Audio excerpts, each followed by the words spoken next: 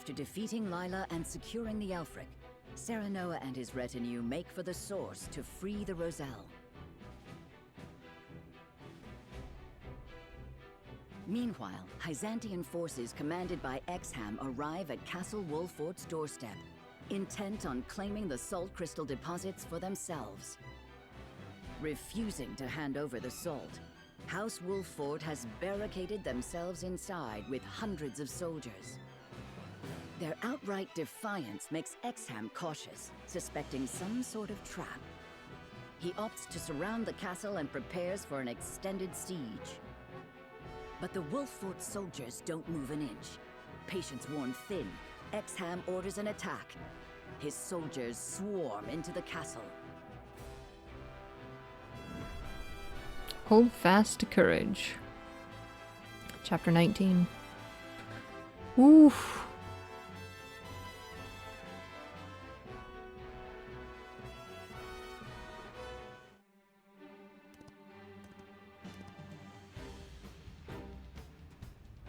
There's no one here.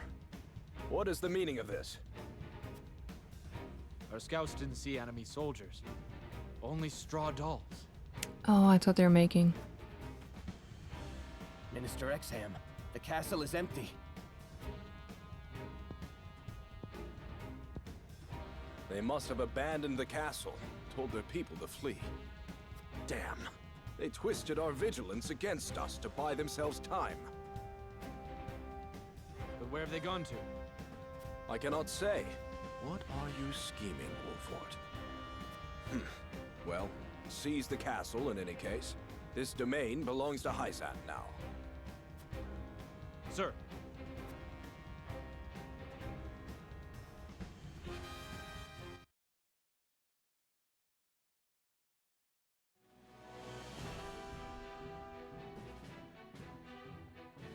After routing Exham with his strange strategy, and seeing Wolfort's people safely to Glenbrook's crown city, Benedict disappears. His actions draw Hyzant's full attention entirely to the Wolfort domain, making it easy for Serenoa and his retinue to slip into the source. But whether they can convince the Roselle to rebel depends entirely on Frederica. Which way the winds of fate will blow is anyone's guess.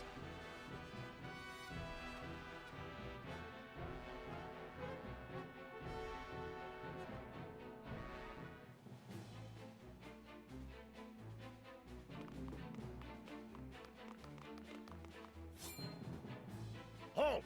What are you... Gah!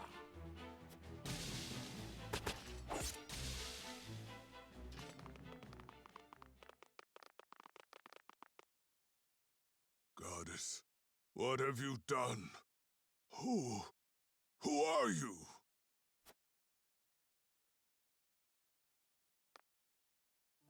My name is Frederica Esfrost, daughter of Orlea, the woman who led the Source Rebellion 30 years ago.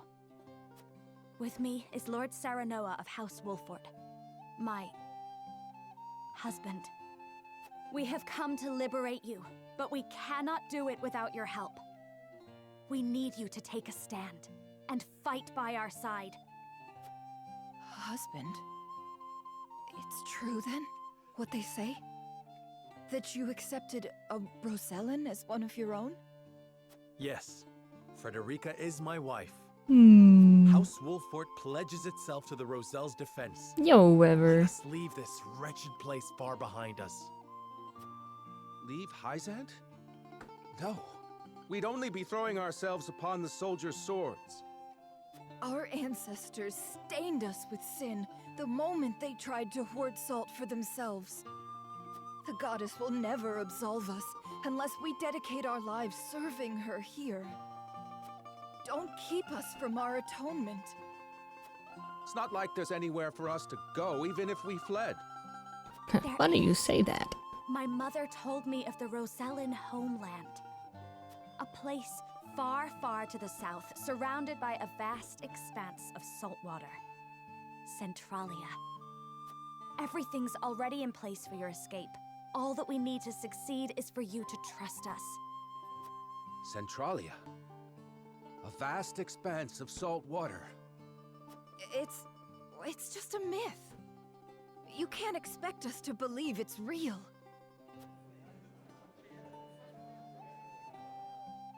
I knew Lady Orlea. You do bear her likeness. She, too, insisted the Holy State's teachings were a lie. That we must break the chains the false goddess bound us with, and seek Centralia. Those words sparked rebellion.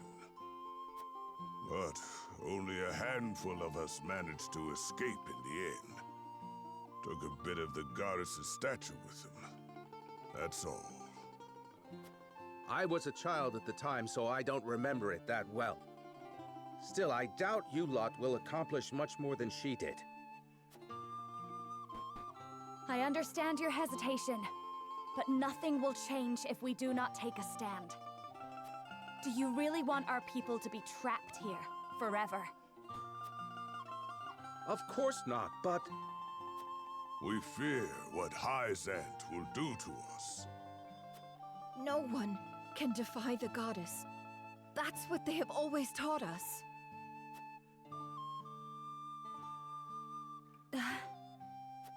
I understand. It isn't easy to act against generations of oppression and terror. Then we destroy the very thing that represents all they fear.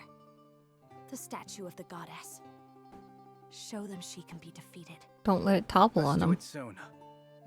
I doubt we have much time until Hyzant realizes we're here. None of you move.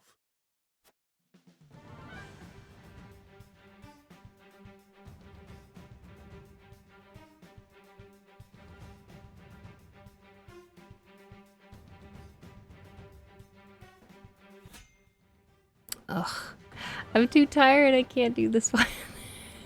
Plus the level, it jumps up to 31. Oh boy. Yeah, we're gonna have to stop here for tonight. So much reading. So much reading to do. Oh, I should pause that. Okay.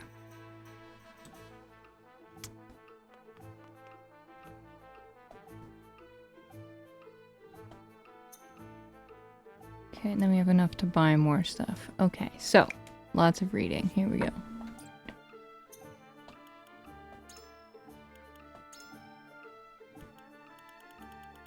We got through the Salt Iron War. Rise of Iron. Oh wait, did we get this?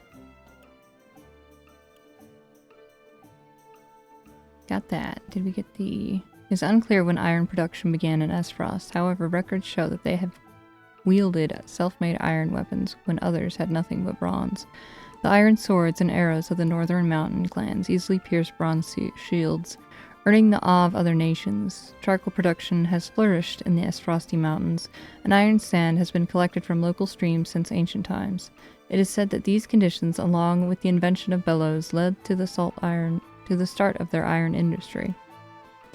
Iron ore is now mined around the nation, and outstanding iron products are mass-produced by their large-scale workshops and furnaces, which burn hotter than ever. Given the importance of iron in Esfrost, it comes as no surprise that their ironworking techniques are a national secret that is rigorously protected and managed with the help of the craftsmen.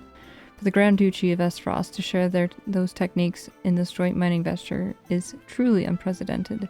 I pray that the realm will finally be at peace, and that the people will work together to see this new era flourish. Yeah, about that. I don't know if we read this one.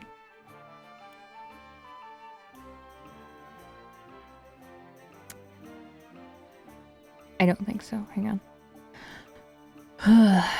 After the Salt Iron War fought over Hyzant's sole ownership of salt, the Norzelia Consortium was established to oversee the equal distribution of salt and iron to the realm.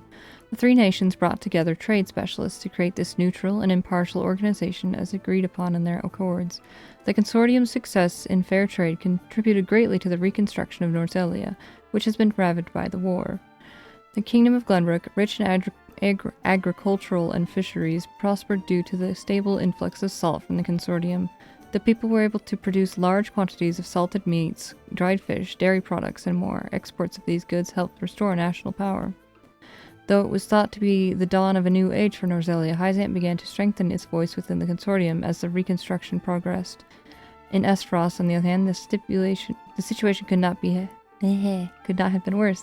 It's already a small population suffered the greatest number of casualties during the war, and reviving the iron industry was taking longer than anticipated.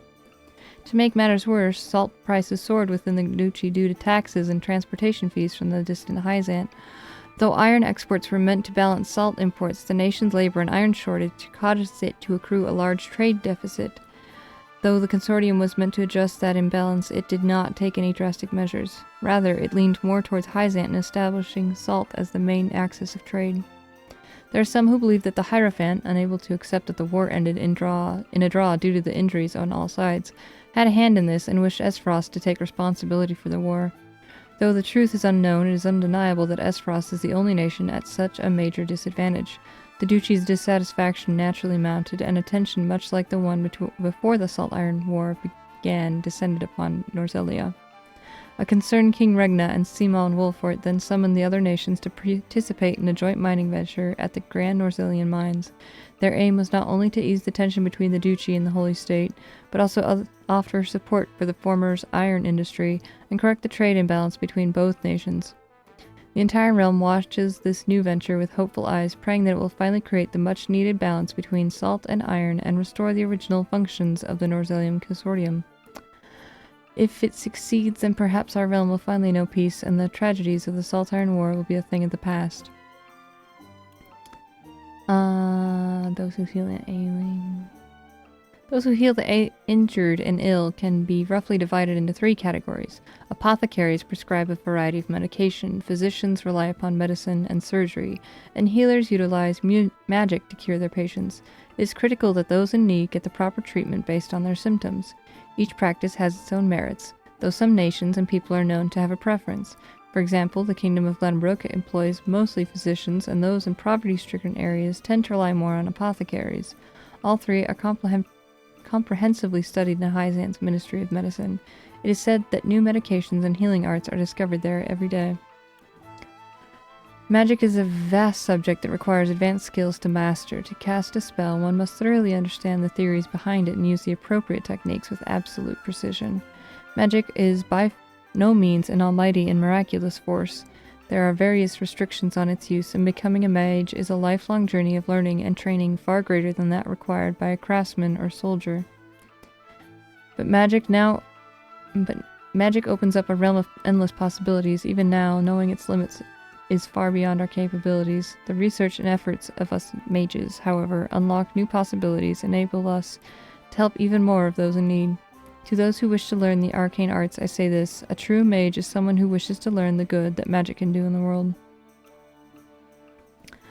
So much reading. The Norzelia River has two tributaries with unique properties. The western branch, running from the snowy Norzelian mountains, is filled with water year-round. Although the water levels are now under control, the tributary was once quite turbulent and prone to floods. Many areas with swift currents still remain, however, and prove challenging to inexperienced sailors. Only Esfrost ships, armed with the full knowledge of the river's waters, are able to navigate those currents. The other tributary, stemming from the eastern deserts, flows calmly throughout. The gentle sloping of the river also allows for easy upstream passage. Water transport flourishes for most of the year, although low water levels in some seasons make the voyage near impossible for large vessels. The two branches converge into a single mighty river at Glenbrook and flow south to the Norzelia Falls. You could spend a lifetime studying the culinary arts, and you still wouldn't come close to learning every method or ingredient out there. Some foods aren't ready until they've been aged a full month. Others take years and years to mature to full flavor. But unique as those flavors may be, they aren't necessarily the most delicious just because they took so long to make. What is the most delicious food, you ask? Well, in my humble opinion, it would have to be sweet fish. Fresh caught from a river in early summer, salted and grilled to perfection over an open flame. Nothing can quite compare to the pleasure of enjoying a piping hot meal, quaffing an ice-cold pint as a soft breeze wafts over the water. Perhaps sprinkling a little salt and holding a skewer over fire doesn't exactly qualify one as a chef, but I don't think I would but I don't think I wouldn't trust anyone who sticks their nose up at that simple yet delicious flavor. Okay, got that one. It's like, yay, we caught up, but then, no, there's more. There's more to buy.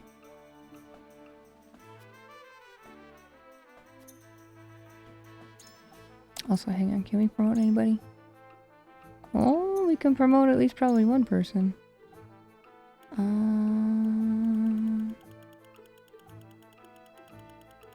my goodness, okay. Well, there's gonna be some reading.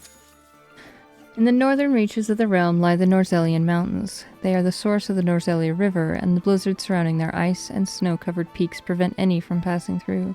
The summit is a harsh place where not even birds dare fly.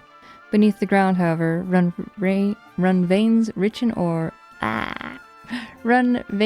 in iron, copper, silver, and more. The people of Esfrost eventually managed to reach those veins and open several mines. Prospectors looking for iron deposits should first seek out the alpine plant known as faramweed. Tiny red flowers sprout upon this weed's black leaves, and the plant itself can only be found in areas rich in iron.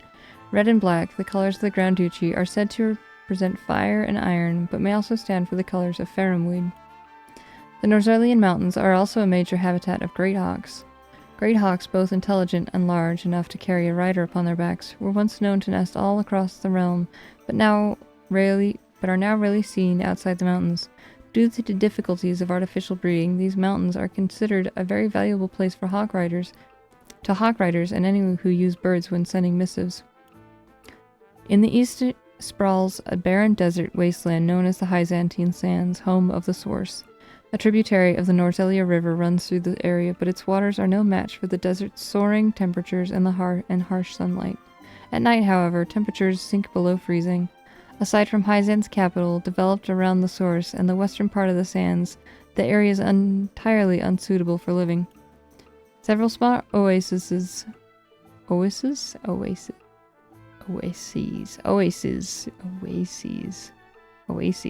dot the depths of the sands, and herds of wild horses gather around these watering holes. They are robust creatures, having lived in the desert's harsh conditions, which makes them a perfect fit for any army's cavalry. Nations are willing to pay a high price for these horses. The famed Hyzantine cavalry's horses were also taken from the sands. Many attempts have been made to reach the end of the sands over the course of time, but none have succeeded. Although countless people enter the desert in search for adventures or riches, few return. Delving into the Hyzantine sands is now not a matter to be taken lightly. One must be willing to risk their very life when stepping foot into the wilderness.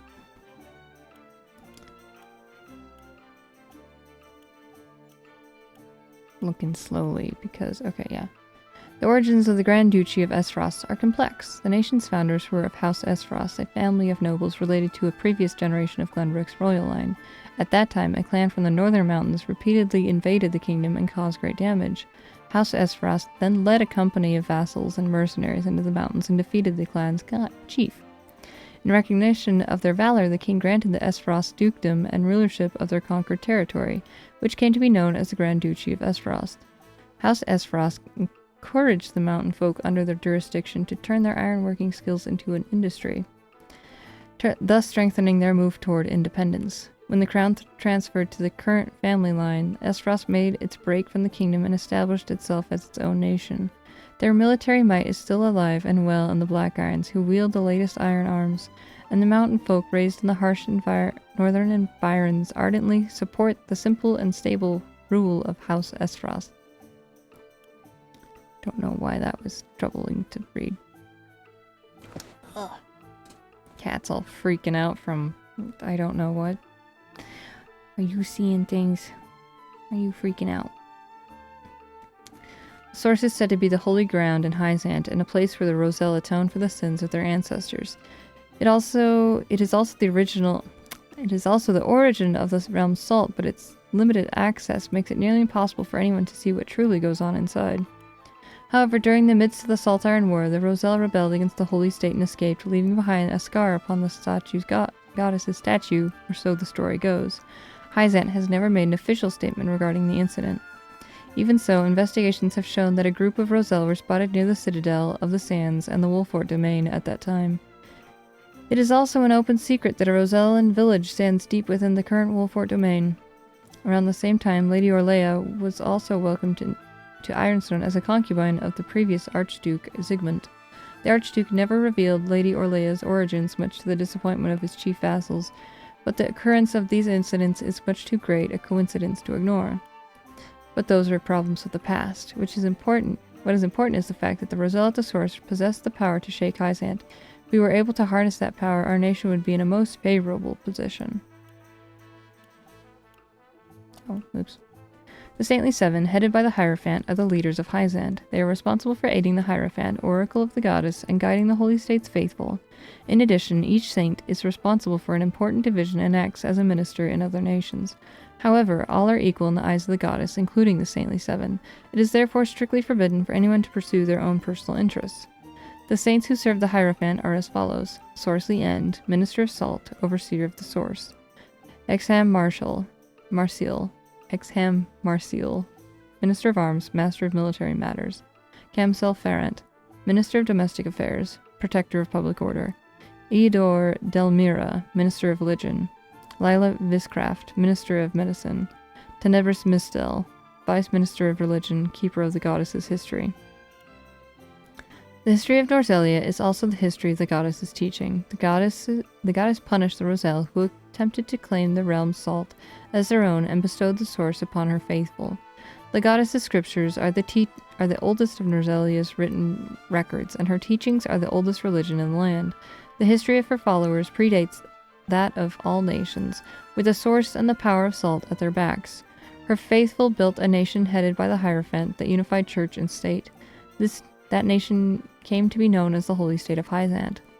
According to the scriptures, Hyzant is the oldest of the three nations.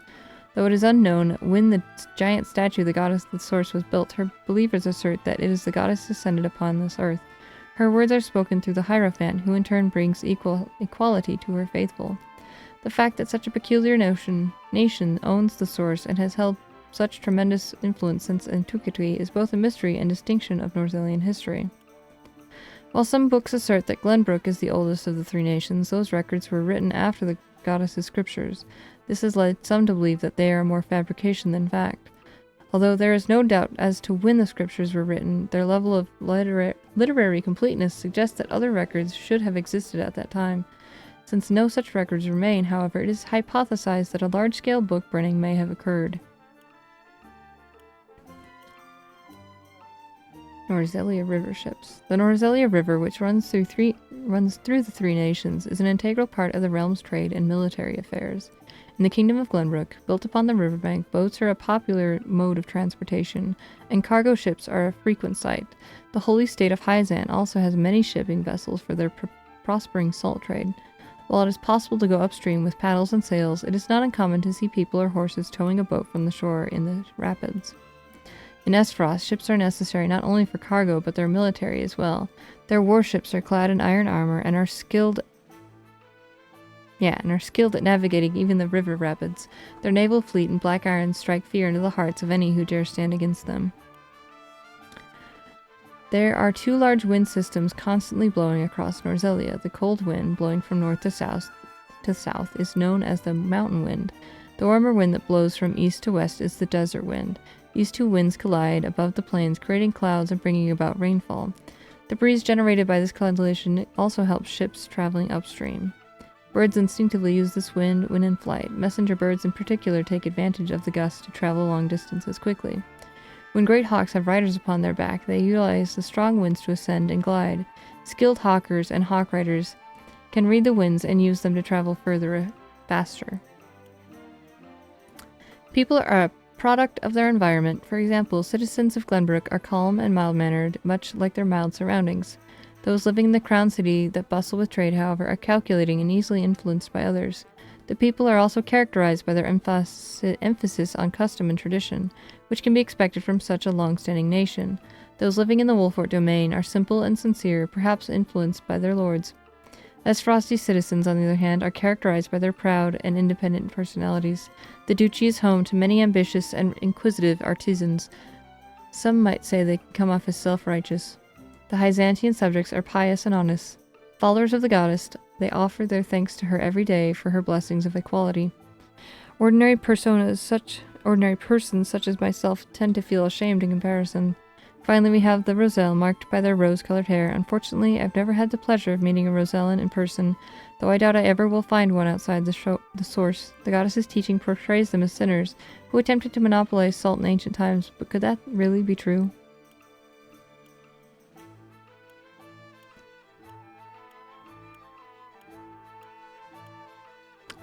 The Grand Norzelian mines were meant to be a symbol of peace between the three nations of the realm. A grand ceremony was held to commemorate the occasion, and everyone anticipated a new era of peace coming to the land.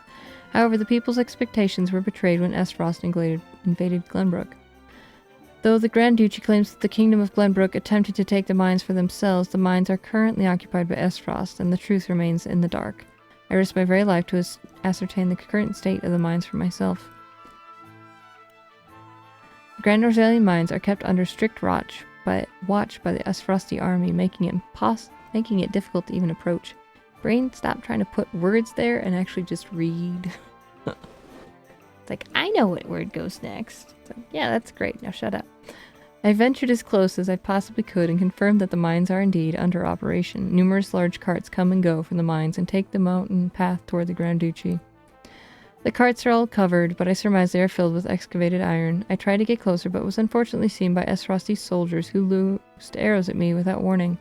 Thankfully, I managed to escape with merely a scratch and quickly withdrew, fearing for my life. In the end, I could not discern the truth of what was happening at the Grand Norzelian mines, but I can confirm that the mines are in operation, and an odd air of tension blankets the place. But just what does it mean? Oh, really? We read everything? Okay. I guess just save, and there might be some character stories on the map because I leveled. I just want to double check that I fixed the speed and the... yeah, okay.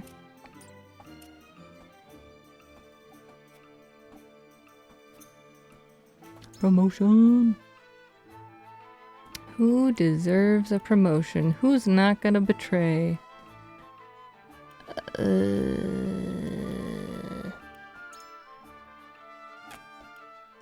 All Medal of Valor in it. Well, she's Medal of Bravery, but that's not happening.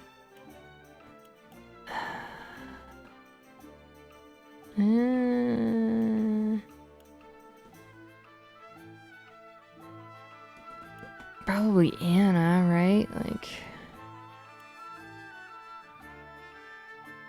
just seems right. Master Assassin, let's go.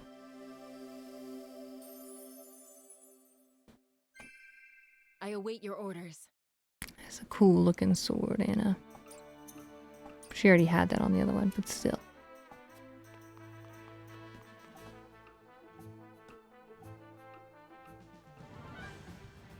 We have 4 character stories, okay. I don't care about Milo, though. Anna asks if Milo is raising poisonous plants, but the dancer insists that some plants have more than one use.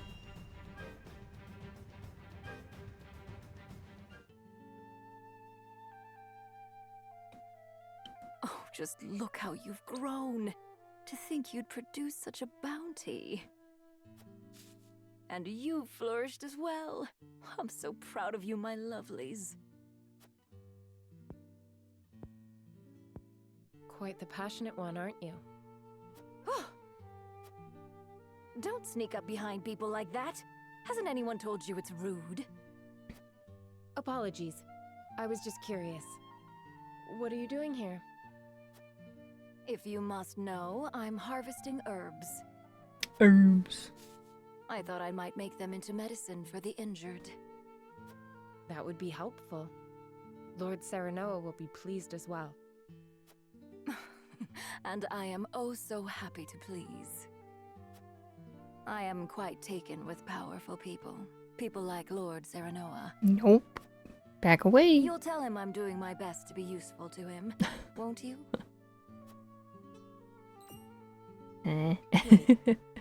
That plant, it induces paralysis, does it not? Quite knowledgeable you are. Did you know it can also be used for pain relief? The same plant can be both a poison and a medicine? Yes, depending on how it's used. And yet, people still try to force plants into one category or another. Good and therefore valuable, or bad and therefore detested. Foolish, don't you think? These little ones are neither good nor bad. They just are. You treat them as if they were your children. Perhaps it seems strange to care for a plant, which is no more than a tool for making medicines or poisons, but... But here we are. Flashback time.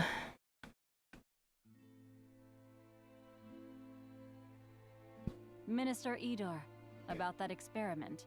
I think we are on the verge of discovering how to better stabilize the subject. Wait. We are not alone. Show yourself! Milo, why do you eavesdrop on us? Don't be upset. As your spy, I thought it behooved me to keep abreast of important information. Unnecessary. You need only do as I instruct. But that would make me no better than a tool.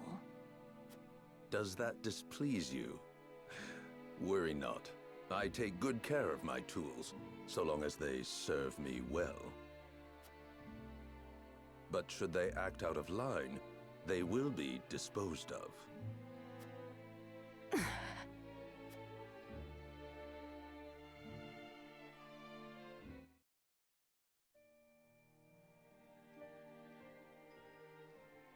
Even tools have feelings. What was that? Nothing you need concern yourself with. Anyway, I'm certain my herbs will benefit House Wolfort. Please pass on my warmest regards to Lord Serenoa.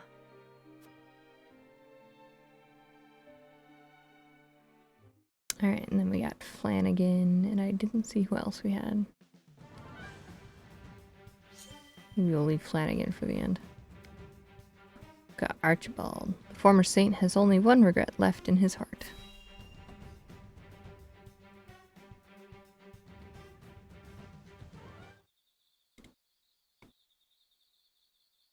Who in their right mind sends an old man on a scouting mission? Oh, goddess take me. I can't wait to retire. Of course, I can't very well do so until the war is over. What will you do once it is? Retire. I can't say I have any plans in particular. But there is one regret I'd like to remedy. I'd like to find my first love. I still dream of her, even all these years later. Huh. She was the general of the Esfrosti forces during the siege of the Citadel of the Sands. The turning point of the Salt Iron War, that was. I never learned her name. We were enemies, yes, but it was clear from the battle we waged how much we admired one another. Are you sure that's not one-sided? She caught a beautiful figure on the battlefield. Her every movement was majestic. More than anything, she was a fearsome warrior. Truly, there is none in the world like her. I wonder what might have been had we met in a tavern instead of as enemies. He's like, I like a woman that could just murder me. Oh my. I hope you can find her then. As do I. As do I. Well, looky here. Easy mark. Let's get them before they wise up. There. He saw us? Well, we're too far away. Inhumanly possible. Monster! How did you sense those bandits from such a distance? Perhaps Thoughts like that will never get the better of me. Till this war is over, I've only begun to fight. I can see you mean that. Ah, that's it. I know what I'm going to do when we're done fighting. I'll travel the land till I find the Frosty general who caught my eye. It's strange, but I sense her presence wherever I go.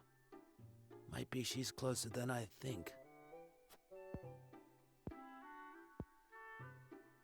If that's the case, I'd better do what I can to end this war, and fast. Time to work twice as hard for an early retirement.